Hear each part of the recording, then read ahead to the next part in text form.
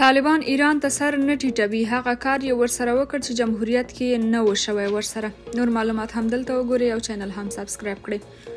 سره له دې چې د وروستیو کې د اوبو په سر ایران له طالبانو څخه سخت خفه دی او بیلابیل چارواکي اخطارونه ورکوي، خو د طالبانو له کړنو څخه ښکاري چې د ایران کیسه کې نه دي او څه چې د هیواد په ګټه دي هماغه کوي.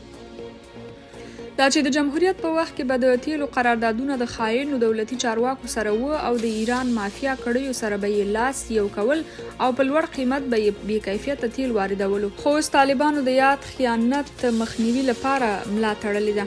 تازه خبر دا دی چې 11 ټانکره بې کیفیته تیل له فراه ولایته بیرته ایران ته ګرځول شوي. د سټنډرډ ملي ادارې ویلي چې په فراه ولایت کې د بې کیفیته تیلو هغه 11 ټانکره تیل بیرته ایران ته مسترد کړي چې هیواد ته د 88 میله بندر له لارې رادننه شوي وه. په دې وروستیو کې سټنډرډ ملي ادارې په خورا جدیت د بې کیفیته تیلو د واردولو د مخنیوي لپاره عملي ګامونه پورته کړي.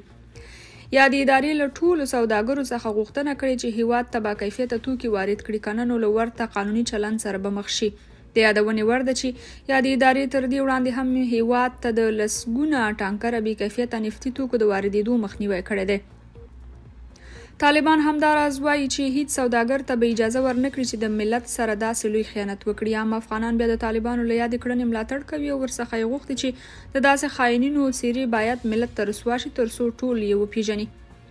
درنو کتونکو، تاسو په دې اړه څه نظر لرئ؟ تاسو مو هم خپل نظریات را سره په کمنټونو کې ولیکئ او د نورو معلوماتو لپاره چینل هم سبسکرایب کړئ.